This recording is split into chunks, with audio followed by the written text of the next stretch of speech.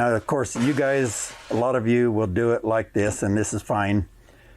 If you do it like this, make sure you put plenty on, and then we're going to go and just kind of lay it down and get it to even out.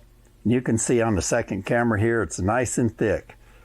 But the way we do it works the same. It's just faster. If you're going to do much of this, you learn to really load that knife up and just simply, and you notice I did that little flip. That's because it's kind of runny. And if I don't, you can see it's starting to run off my knife. So let me get it loaded back up here.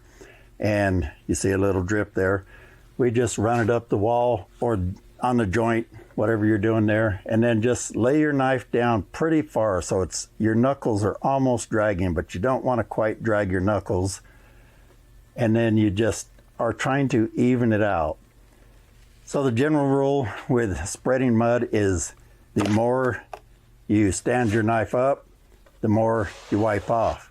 The more you lay your knife down, you can push pretty dang hard and it won't wipe off too much of the mud for you. So when you're taping and putting it on, lay your knife down pretty good. Once you get that nice solid coat on there, you just want to put your tape into it. Try and put it on nice and straight. You don't want to get it too wrinkled.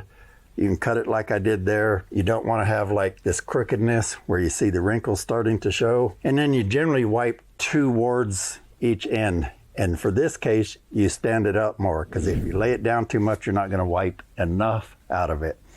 And again, leaving too much on could even cause you a problem, partly because you'd end up with a hump here that you didn't need. So